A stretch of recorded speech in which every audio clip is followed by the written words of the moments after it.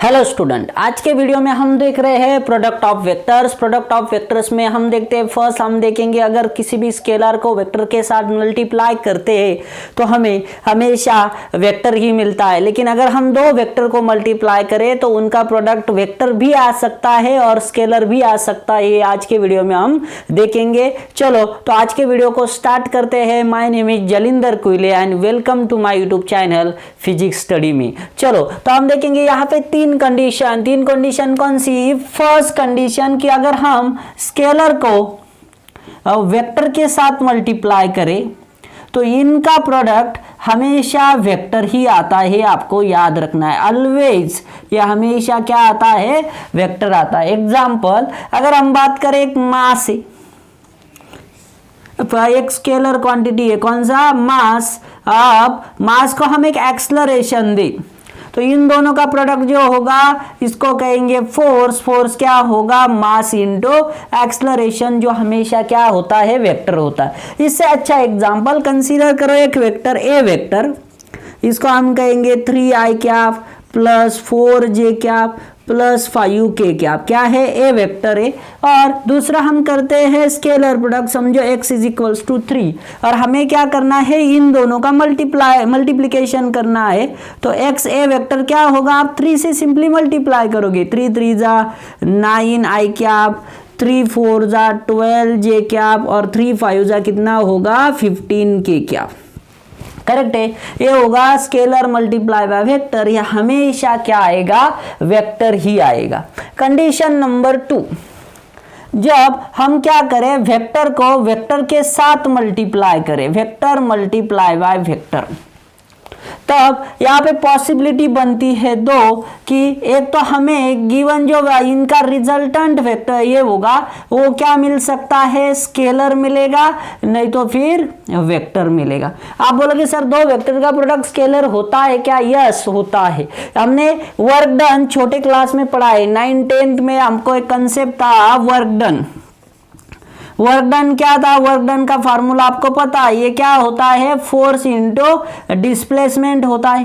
Correct है ना, force multiply by displacement. लेकिन देखो फोर्स भी क्या है, एक वेक्टर क्वांटिटी है और डिस्प्लेसमेंट भी क्या है, एक वेक्टर क्वांटिटी है, लेकिन इन दोनों का प्रोडक्ट जो वर्क डन हमें मिलता है वो क्या होता है, स्केलर क्वांटिटी होती है। तो वेक्टर मल्टीप्लाई बाय वेक्टर हमें स्केलर भी मिल सकता है, वेक्टर भी मिलता है। जब इन दोनों का प्रोडक्ट क्या होगा, स्केलर होगा, तब इसे कहा जाएगा क्या, स्केलर प्रोडक्ट। और अगर इन दो वेक्टर का मल्टीप्लिकेशन वेक्टर मिलता है तब उसे कहा जाएगा क्या, वेक्टर प्रोडक्ट। और स्केलर प्रोडक्ट आपको एक ऑपरेशन करना होता है, स्केलर प्रोडक्ट को हम कहते हैं क्या, dot product, and vector product को कहा जाएगा क्या, क्रॉस प्रोडक्ट।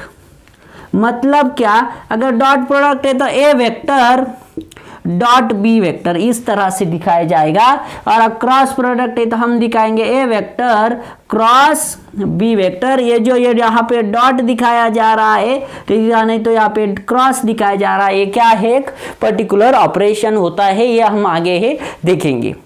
चलो तो अब हमें आज पढ़ना है first scalar product of two vectors. तो अब देखते हैं scalar product of two vectors, जिसको क्या कहा जाता है, डॉट प्रोडक्ट। तो क्या होता है dot product, dot product is the product of magnitude of two vector with cosine of angle between them. What is dot product, is क्या होता है, it is the product of magnitude of two vectors, product of magnitude of two vectors with cosine of angle between them, cosine of angle between them। तो चलो consider करो दो vector A vector and B vector, यानी उनके बीच का angle क्या होगा, theta होगा। तो इनका डॉट प्रोडक्ट कैसे दिखाया जाएगा, A vector dot B vector is product of magnitude, मतलब mod of A into mod of B, और क्या होगा, cosine of angle between them. Correct है, इसको mod A into mod B भी कह सकते हो, simply A B cos theta कहा तो भी क्या है, करेक्ट है। अब देखो इनका ये सिर्फ मैग्नीट्यूड होगा, ये स्केलर प्रोडक्ट है तो इसको कोई भी डायरेक्शन नहीं होगा, ये आपको याद रखना है। करेक्ट है। चलो तो अब देखते हैं special cases of scalar product. Special cases जिसमें हमने क्या किया है, डिफरेंट थीटा यहाँ पे आपको दिया है, इतने स्पेशल केस हम पढ़ेंगे कि इफ अगर ए क्या है, ए फर्स्ट वेक्टर है और बी क्या है, सेकंड वेक्टर है और उनके बीच का एंगल क्या है, थीटा है, तो स्केलर प्रोडक्ट और डॉट प्रोडक्ट क्या होता है, A vector dot B vector is equal to क्या होता है, simply A B cos theta होता है। करेक्ट है ना। तो चलो देखते हैं फर्स्ट केस, स्पेशल केस। अगर थीटा 0 है मतलब वेक्टर क्या है, एक दूसरे के vectors are collinear vectors, collinear vectors है, नहीं तो फिर आप क्या होगे, सिंपली क्या है, पैरेलल वेक्टर से। करेक्ट है ना। पैरेलल वेक्टर से तो अब थीटा क्या होगा, 0 होगा और cos 0 क्या होता है बच्चों, 1 होता है। तो हमें अगर दो वेक्टर के बीच का एंगल 0 होता है तो ए वेक्टर डॉट बी वेक्टर क्या मिलेगा, सिंपली ए बी मिलेगा, क्योंकि cos 0 क्या है, 1 है, तो इसको कहा जाता है मैक्सिमम वैल्यू। ये क्या होती है, मैक्सिमम वैल्यू होती है, जो किस में होती है, पॉजिटिव में होती है। करेक्ट है। टू वेक्टर्स अगर क्या है 180 डिग्री को है मतलब एंटी पैरेलल है। करेक्ट है ना, एंटी पैरेलल है। तो अब cos 180 मुझे बताओ cos 180 क्या होता है, तो cos 180 -1 होता है। तो अब इन दोनों का डॉट प्रोडक्ट क्या मिलेगा, ए वेक्टर डॉट बी वेक्टर क्या होगा, माइनस मिलेगा, तो हम लिखेंगे ये माइनस ऑफ ए बी होगा। ये भी क्या होगी, मैक्सिमम वैल्यू होगी किसकी, डॉट प्रोडक्ट की, लेकिन किसमें, ये निगेटिव में होगी, ये आपको याद रखना है। नेक्स्ट थर्ड कंडीशन, अगर थीटा क्या है 90 है मतलब वेक्टर्स क्या है, एक दूसरे को परपेंडिकुलर है। Very very important condition, if two vectors are perpendicular to each other, मुझे बताओ cos 90 क्या होता है, cos 90 0 होता है। तब ए वेक्टर डॉट बी वेक्टर क्या होगा, 0 मल्टीप्लाई बाय एनीथिंग 0 होगा।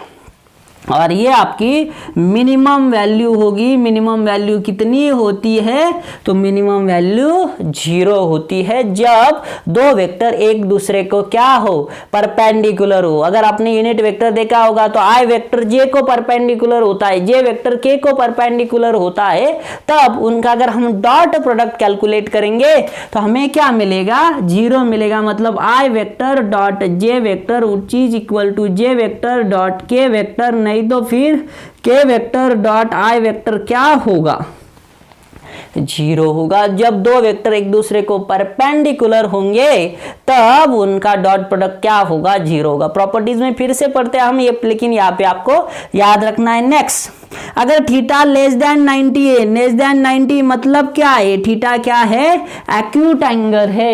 एक्यूट एंगल है मतलब थीटा लाई करता है किस क्वाड्रेंट में, फर्स्ट क्वाड्रेंट में। तो फर्स्ट क्वाड्रेंट में क्या है, कॉस पॉजिटिव है, सेकंड में निगेटिव है, थर्ड में क्या है, थर्ड में भी निगेटिव है, और फोर्थ में क्या होता है, कॉस पॉजिटिव होता है। तब जब थीटा लेस देन 90 है तो आपको क्या मिलेगा, ए वेक्टर डॉट बी वेक्टर का वैल्यू आपको पॉजिटिव मिलेगा। करेक्ट है। And last condition, theta is greater than 90 but क्या होगा, आपको याद रखना है, थीटा ये 90 से बड़ा है लेकिन 180 से छोटा है। 180 से बड़ा थीटा का कभी एंगल नहीं होता, ये आपको पता है। तो तब ये एंगल कौन सा होगा, तो तब एंगल होगा ऑब्टूस एंगल, और ऑब्टूस एंगल सेकंड क्वाड्रेंट में कॉस निगेटिव है, इसलिए ए वेक्टर डॉट बी वेक्टर का वैल्यू हमें क्या मिलेगा, निगेटिव मिलेगा। आ रहा है समझ में। पांचों स्पेशल केसेस आपको याद रखनी है। चलो तो अब लेते हैं properties of scalar product. First property is commutative. The scalar product of two vectors is commutative. देखो एग्जांपल आपको याद रखना है, A vector dot B vector is always equals to B vector dot A vector. जैसे हमने basic में पढ़ा है कि multiplication is a commutative, same आपको याद रखना है, the multiplication of vectors is also commutative. बराबर है, ये हुआ फर्स्ट प्रॉपर्टी। उसके बाद second property, the product of two vectors और scalar product of two vectors is distributive. मतलब अब मैं आपको यहाँ पे समझाता हूँ, ए वेक्टर डॉट यहाँ पे आपको अगर दिया है B vector plus C vector is always equals to A vector dot B vector plus A vector dot C vector. और डिटेल में बात करें समझो, और एक एग्जांपल देता हूं मैं, A vector plus B vector dot C vector plus D vector दिया है, तो यहां पे भी वो क्या होता है, डिस्ट्रीब्यूटिव होता है। A vector dot C vector, A vector dot C vector plus A vector dot क्या मिलेगा, डी वेक्टर।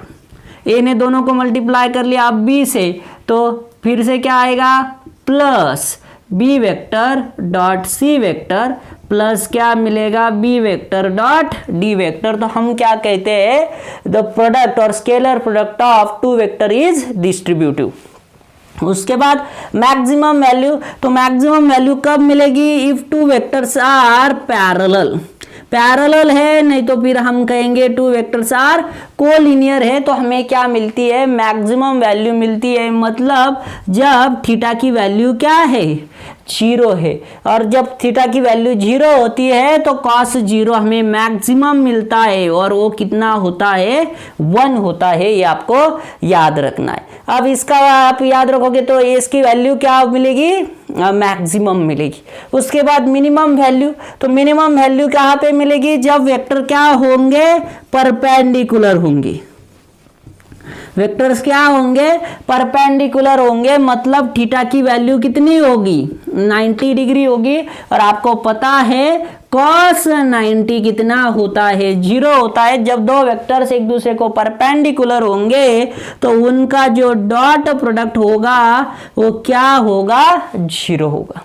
करेक्ट है, आया समझ में फोर्थ प्रॉपर्टी। चलो बढ़ते हैं next property, scalar product by itself. मतलब अगर दो वेक्टर है उसका उसके साथ ही स्केलर प्रोडक्ट हम क्या करें, फाइंड आउट करें, तो क्या मिलेगा, देखो अगर हमारे पास है A vector dot A vector, तो क्या मिलेगा हमें, mod of A vector dot mod of A vector into cos of angle between them. तो खुद का खुद के साथ एंगल कितना होगा, 0 होगा, तो कॉस 0 क्या मिलेगा, 1 मिलेगा। तो हम कहेंगे a मल्टीप्लाई बाय ए, तो कितना होगा, ए स्क्वेयर। आपको याद रखना है dot product of two vector itself क्या होता है, स्क्वेयर ऑफ वेक्टर होता है। करेक्ट है। अब बढ़ते हैं नेक्स्ट प्रॉपर्टी की तरफ, जो है यूनिट वेक्टर्स के बारे में। अगर यूनिट वेक्टर के बारे में हमें दो प्रॉपर्टीज यहाँ पे याद रखनी है।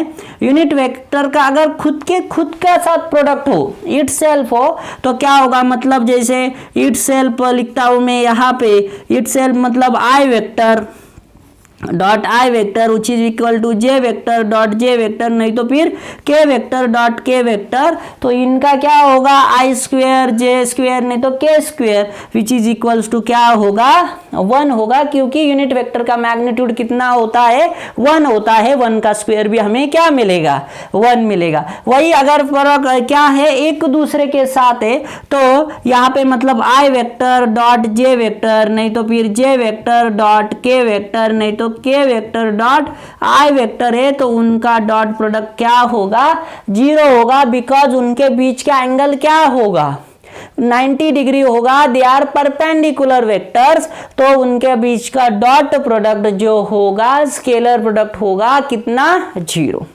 करेक्ट है, ये आपको याद रखनी है। These are the most important 6 properties of the scalar product, रहेगा याद। तो आज के वीडियो में इतना ही। अगर वीडियो पसंद आ रहा है तो वीडियो को लाइक और चैनल को सब्सक्राइब करना ना भूलो। चलो तो आज के वीडियो में यहीं पे रुकते हैं। Thank you, have a good day.